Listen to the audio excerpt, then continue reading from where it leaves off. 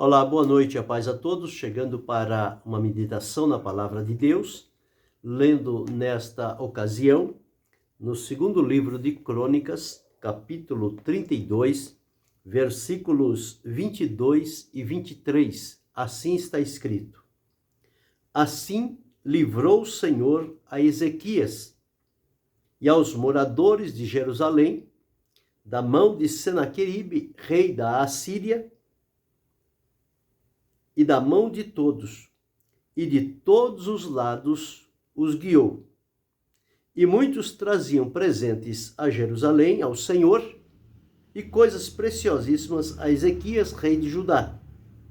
De modo que depois disto foi exaltado perante os olhos de todas as nações. Esse é o texto que vamos meditar, falando sobre condições para obter o livramento. O texto está inserido na época de Ezequias, que reinava em Judá. Ele começou a reinar em Judá muito novo, porém bem direcionado, porque já logo nos seus primeiros instantes que foi investido sobre o reinado de Judá, ele começou a buscar ao Senhor e a fazer o que era reto.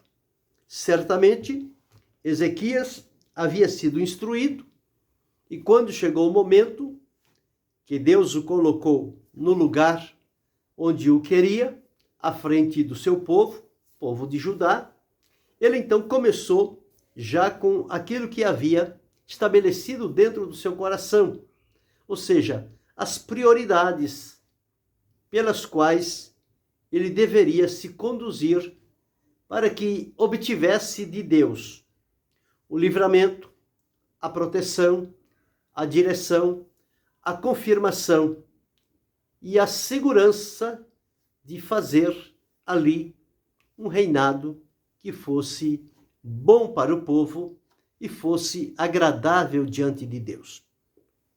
Então, este Ezequias, quando começou, ele começou muito bem. E ele reinou por um espaço de aproximadamente 29 anos em Jerusalém. Então, ele teve um reinado bem amplo. 29 anos para exercer a sua atividade como comandante daquele povo, como príncipe, como rei, como o governante daquele povo, guiado pelas mãos de Deus. E quando ele já começa dando o direcionamento, qual o caminho ele escolheu para seguir. Sempre é assim. Quando alguém é investido de autoridade para assumir um posto diante do povo, um representante da nação, ele precisa ter um norte, ter um caminho, um direcionamento, uma meta no seu coração, quando ele assumir o posto pelas quais ele deve empenhar a sua vida e a sua palavra, para que tudo seja feito de acordo com aquilo que tem sido o desejo do seu coração. Nem sempre as pessoas, na sua maioria, são guiadas para o bom caminho. Existem aqueles que têm um coração marcado pela iniquidade, pela ignorância, pela vingança, pelo ódio, pelo rancor. E por conta disso, o seu caminho vai ser direcionado de acordo com aquelas condições que a pessoa traz dentro de si. Mas se alguém conhece a Deus e é temente a Deus, quando ele recebe este encargo, esta função, ele vai pautar os seus dias, os seus negócios, as suas decisões, de acordo com aquilo que Deus estabeleceu dentro do seu coração. E este reino vai ter diferença do outro. O outro vai ser uma tristeza, um desencontro, e este aqui vai ter a sensação da segurança, da direção de Deus, vai ser próspero, porque Deus vai estar presente. E é Deus quem abençoa o seu povo. Então Ezequias começou desta maneira. Então, as condições que nós começamos a observar para se receber o livramento de Deus, não são aquelas que a pessoa toma de última hora. A pessoa vive de qualquer maneira, faz e acontece sem nenhuma responsabilidade, sem nenhum critério de vida, e quando chega na dificuldade, ele quer que Deus venha no instante, haja, resolva o seu problema e pronto. Depois que resolveu, Deus pode se retirar, porque o que ele queria era a vitória, era a bênção, o livramento, e como Deus concedeu, Deus pode agora se retirar. Tem pessoas que pensam que é assim, mas não é desta maneira que as coisas funcionam. Para Deus, a pessoa precisa ter uma vivência, ele precisa ter uma vida íntima, ligada com Deus. Ele deve ter propósitos estabelecidos no seu coração, pelos quais ele promete fidelidade em cumprir, para que na realização do seu caminho, do seu trabalho, diante da presença de Deus e diante das pessoas, ele tenha de Deus a aprovação. Ele tem a presença de Deus, ele tem o cuidado de Deus, ele tem a direção de Deus para a sua vida. E isto tudo é possível quando há temor de Deus no coração, porque o temor encaminha para a vida. E as pessoas, quando estão voltados para Deus, no comprometimento da sua vida e propósito, Deus se apresenta e tem imenso prazer em guiar, orientar e proteger quem assim está agindo. Então, as condições para obter o livramento, baseados na vida de Ezequias, rei de Judá. Começou com 25 anos, reinou por um espaço de 29 anos. Portanto, aos 54 anos, ele terminou o seu reinado. E aqui nós encontramos que uma das primeiras coisas que Ezequias fez está aqui nos versículos 1 a 3. Diz assim, capítulo 29, versículos 1 a 3. É o contexto do que lemos para o final. Tinha Ezequias 25 anos de idade quando começou a reinar. E reinou 29 anos em Jerusalém. E era o nome da sua mãe, Abia, filha de Zacarias. 2, veja agora.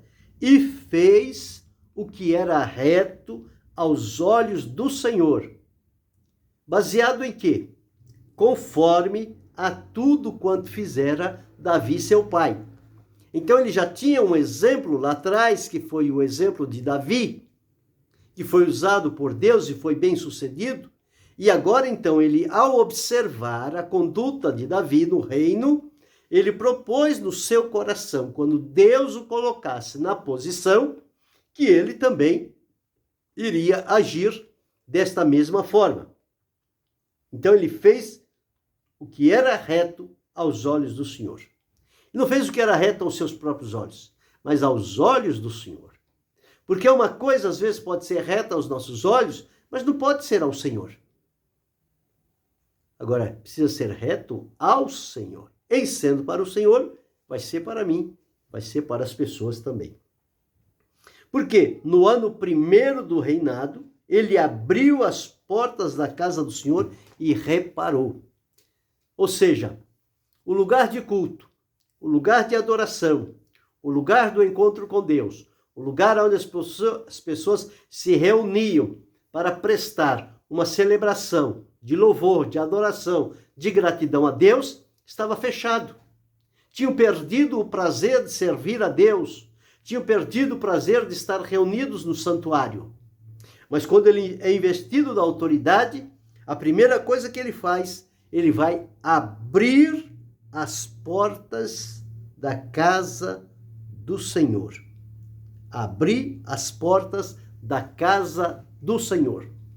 Ou seja, se ele conseguir incutir no coração daquele povo que lhe é submisso a necessidade de reunirem-se para buscarem a Deus e celebrarem diante do Senhor a memória da sua santidade, este povo vai receber de Deus a graça suficiente, o temor necessário e vão aparelhar os seus caminhos, a sua vida, a estarem adaptadas e concordes com a vontade de Deus.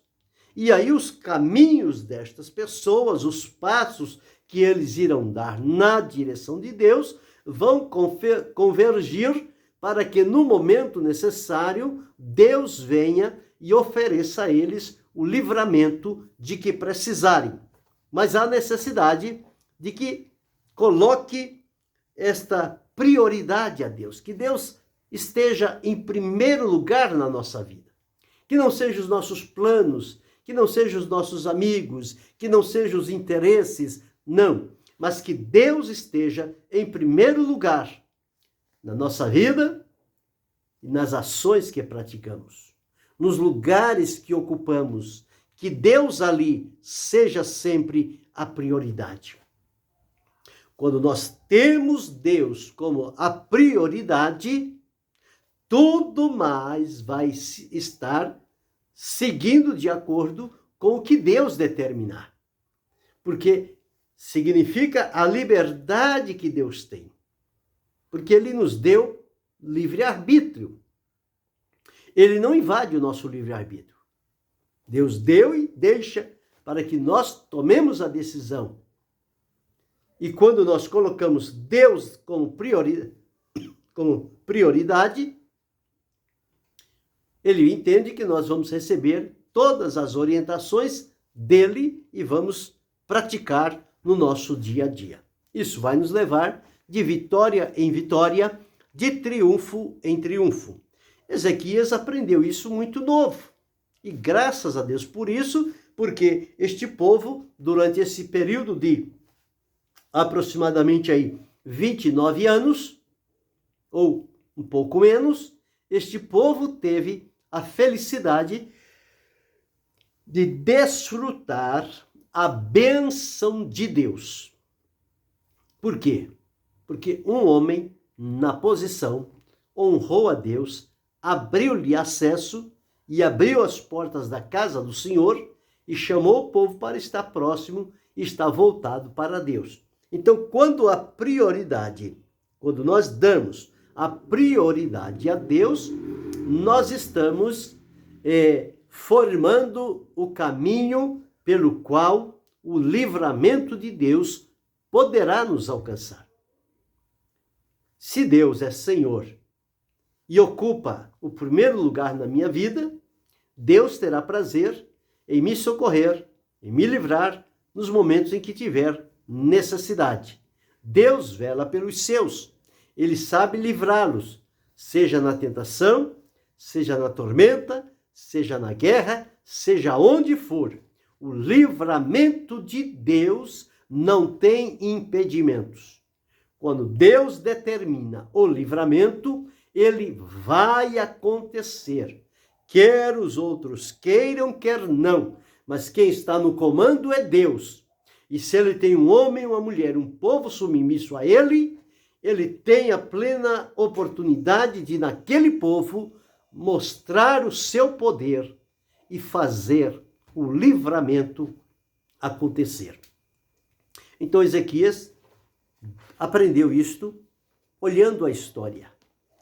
Quando nós também pudermos olhar a história do povo de Deus, dos cristãos, que vem servindo a Deus ao longo dos tempos, e observarmos a maneira como eles viveram, como eles se relacionavam com Deus, como eles se disponibilizavam para Deus e faziam de Deus a prioridade da sua vida. Deus ocupava sempre o primeiro lugar. E começamos a lembrar as grandes vitórias que eles alcançaram, os livramentos que eles alcançaram. E quando voltamos o olhar para os nossos dias, nós observamos muitas das vezes que estes livramentos parece que estão ausentes. Porque falta a priorização, falta a prioridade. Se não se der lugar a Deus, Deus não vai agir. Deus falou através do profeta ao rei Asa, numa ocasião, dizendo: o Senhor está convosco enquanto vós estáis com ele. Se o buscardes, o achareis. Mas se o deixardes, também vos deixará. E não é possível que um povo que deixou a Deus, que não clama por Deus, que vive a sua autossuficiência, que Deus vá intervir na vida deste povo. Este povo está dando as costas para Deus, embora usando os lugares de culto. Mas se não é temente a Deus, se Deus não ocupa o primeiro lugar na vida desta pessoa, deste homem, desta mulher, deste líder, significa que nos momentos difíceis eles vão ter problemas, porque não vão ter de Deus o livramento que almejarem, porque não tiveram o cuidado de manter a vida e os caminhos alinhados aos propósitos de Deus. Mas Ezequias entendeu isto. Entrou por este caminho. E quando ele fez isto, ele decidiu fazer o que era reto. Ele abriu as portas da casa do Senhor. Tirou tudo aquilo que estava ali. Já pelo tempo que estava fechado, fez uma limpeza, uma purificação na casa do Senhor. E depois que fez isto, ele chamou o povo para vir, para se reunir, para juntos buscarem a Deus. Então observe que ele começou aqui primeiro, deu a prioridade. Deus era primeiro na sua vida. Depois ele deu a Deus a exclusividade de chamar a Deus para estar junto com o povo. Chamar o povo para se reunir, e na união e reunião daquele povo, a presença de Deus certamente seria evidente. E um povo que tem Deus por si é um povo que comemora vitória, triunfo, alegria, conquistas, segurança, porque Deus peleja por este povo que assim procede.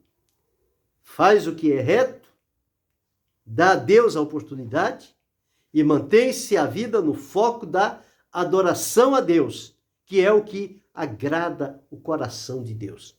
Então Ezequias entrou por este caminho. E não somente isto, como ele já estava direcionado para servir a Deus e chamou o povo para juntamente com ele estar disposto em servir a Deus, agora o que fazer? Eles estavam dispostos a oferecer o melhor de si para Deus. O melhor de si para Deus. Nós encontramos aqui no capítulo 29, nos versículos 18, a seguir diz assim: Então entraram para dentro ao rei Ezequias e disseram: Já purificamos toda a casa do Senhor, como também o altar do holocausto com todos os seus vasos, a mesa da proposição com todos os seus vasos, também todos os vasos que o rei Acaz no reinado lançou fora na sua transgressão, já preparamos e santificamos, e eis que estão diante do altar do Senhor. Então o rei Ezequias se levantou de madrugada e ajuntou os maiorais da cidade e subiu à casa do Senhor. Então veja, eles deram o melhor, de acordo com aquilo que o rei havia solicitado. Abriu as portas da casa do Senhor, mas ela não estava em condições de ser utilizada. Precisava fazer uma limpeza, uma purificação, santificar aquela casa, colocar as coisas nos seus devidos lugares.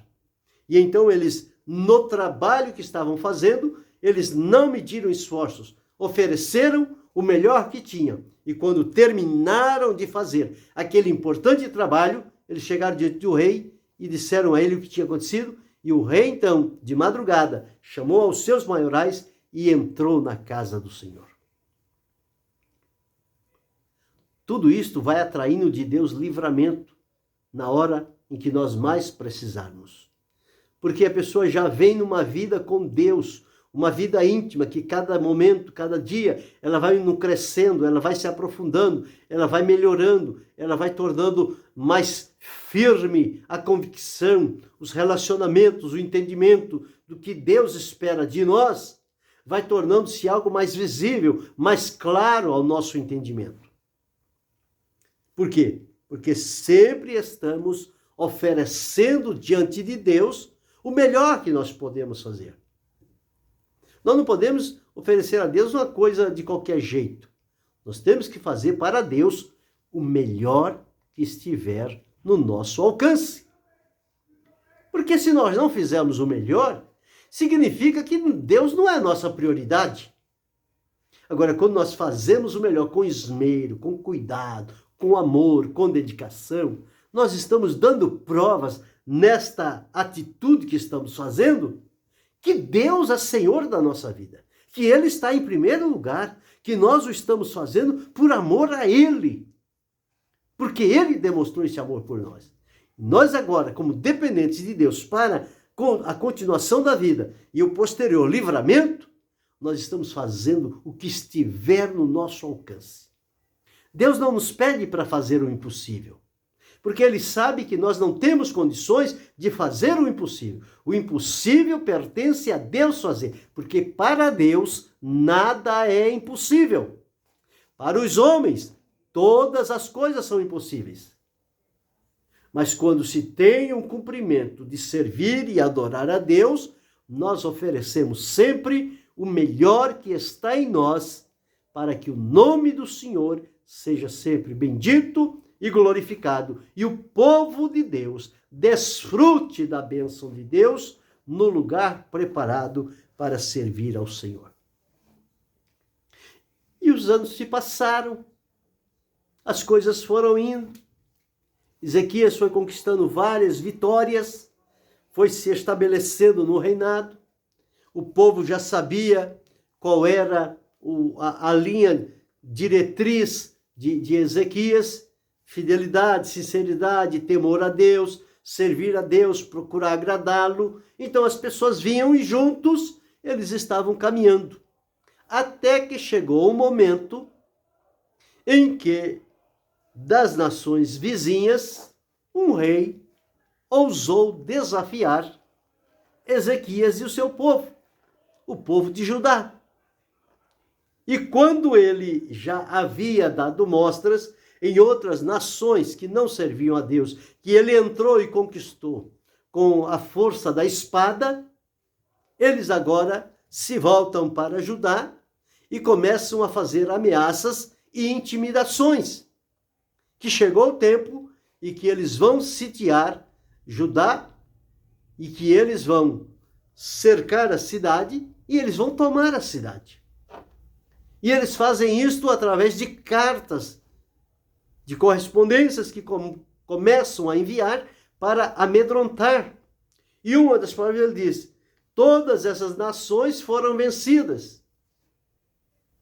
E agora, quem é o Deus que vai livrar vocês da minha mão?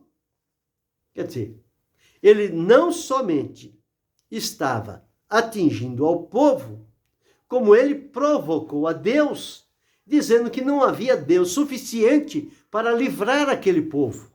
Ora, se era um povo que estava servindo a Deus, vinha com temor a Deus, tinha um governante que era inclinado para fazer a vontade de Deus, como é que ele se chega agora para esse povo e diz que vai derrotá-lo e não existe Deus que vai impedir isto de acontecer? Será que Deus ouviria isto de maneira impassível? Não.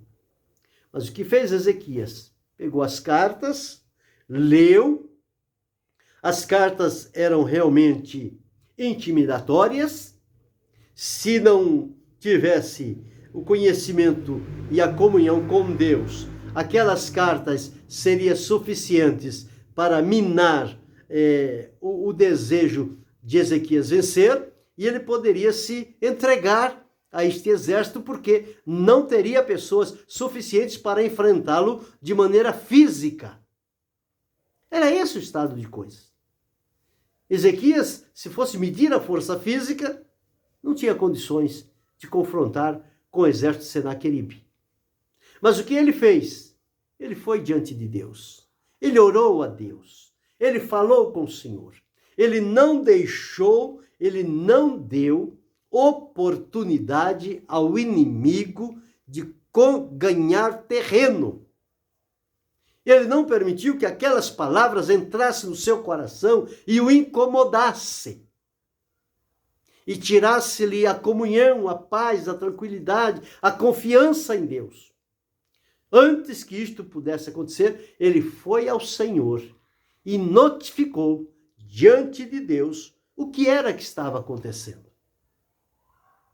E ele disse que só Deus podia livrar. Aqui no capítulo 32, dos versículos 1 por diante, ele diz o seguinte: depois destas coisas e desta fidelidade, olha, fidelidade, veio Senaqueribe, rei da Síria, entrou em Judá, acampou-se contra as cidades fortes e intentou separá-las para si. Vendo Ezequias, Senaqueribe vinha, e que o rosto dele era de guerra contra Jerusalém, ele teve conselho com os seus príncipes, taparam as fontes das águas, muito povo se ajuntou e fechou a fonte das águas, e fortificou-se. Eles se fortaleceram, edificaram o lugar do muro que estava quebrado, para que não houvesse brecha, colocou oficiais e disse ao povo: esforçai-vos, tem bom ânimo, não temais, nem vos espanteis por causa do rei da Síria, nem por toda a multidão que está com ele. Veja a palavra de um homem. Ele viu o grande exército que estava cercando a cidade.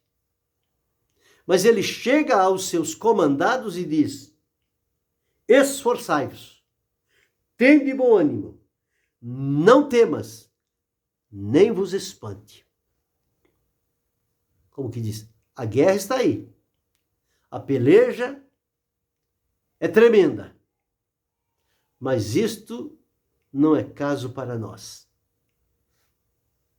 Não se abalem, não se perturbe, mantenham em Deus a confiança, sejam esforçados, sejam valentes, tenham ânimo, não temam, não fique espantado, não tenham medo. Por quê? Aí ele dá o porquê. Porque há um maior conosco do que com ele.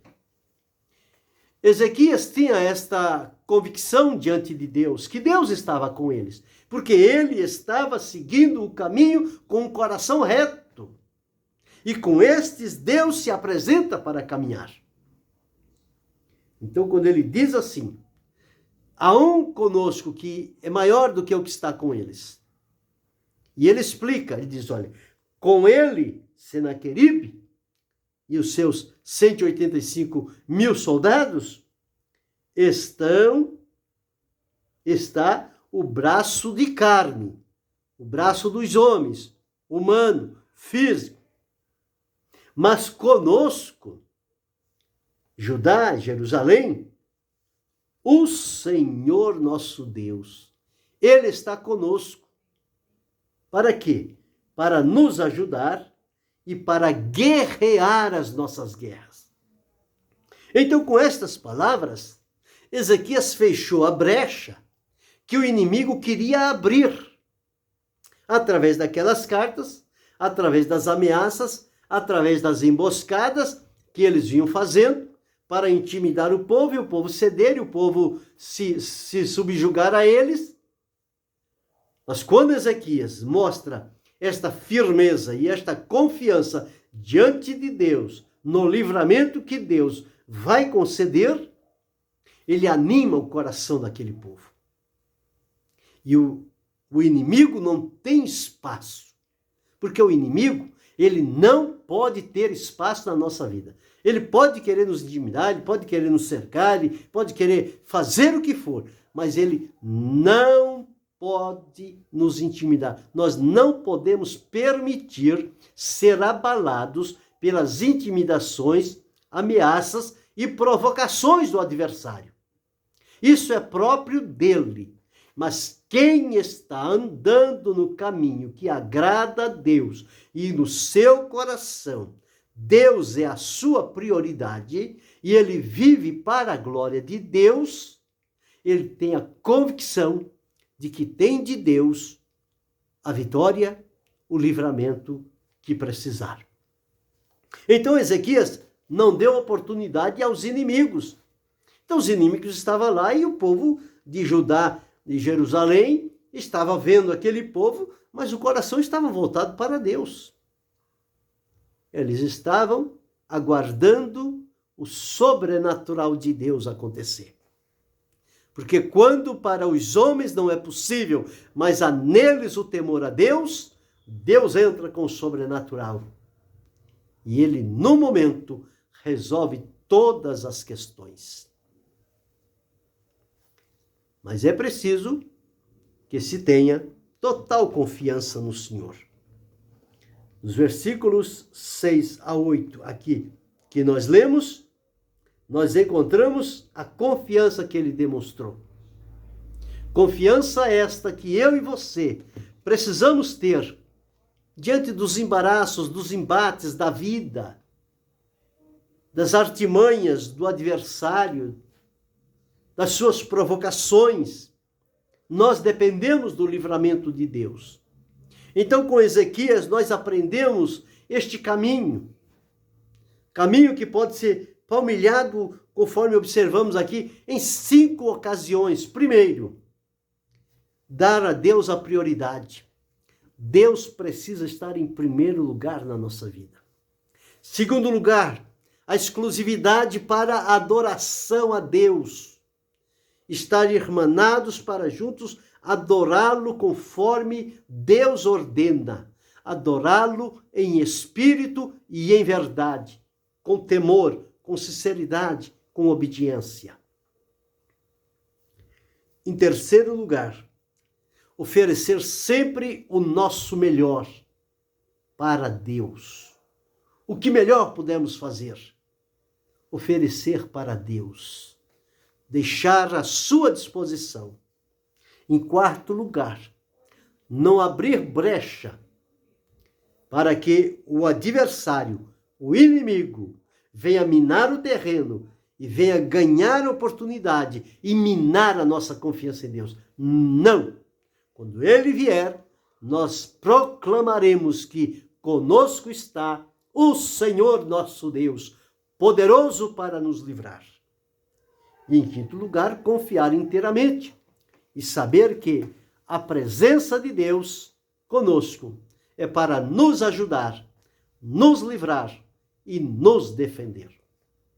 O Senhor tem se mostrado um verdadeiro libertador, que ele tem oferecido livramentos ao seu povo. Ao longo da palavra de Deus, nós encontramos em várias situações Deus se apresentando para livrar o seu povo.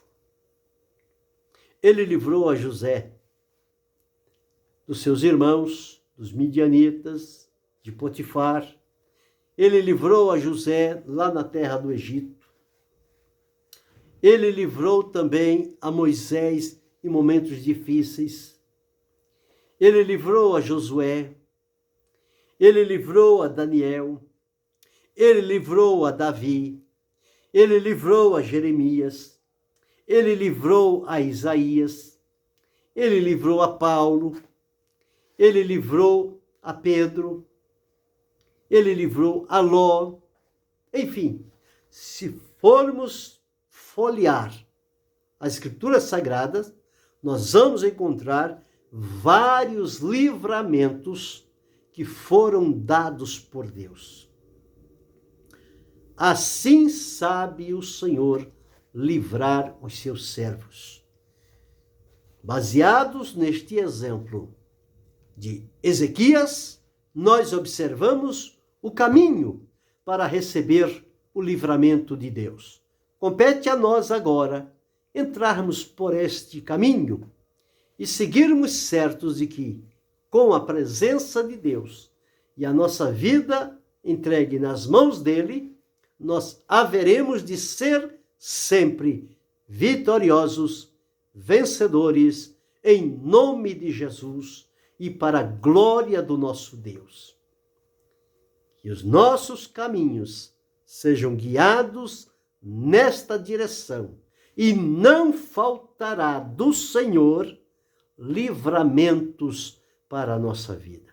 Livramentos de toda sorte, em qualquer circunstância. Se nós tivermos no propósito que agrada ao coração de Deus, o livramento não falta. O livramento vem. E quando chega o livramento, o Senhor nos honra, o Senhor nos enche de graça. Veja o versículo que li no princípio desta ministração. 32, 22, 23. 22 assim. Assim o Senhor livrou a Ezequias e aos moradores de Jerusalém da mão de Senaqueribe, rei da Assíria, e da mão de todos, e de todos os lados os guiou.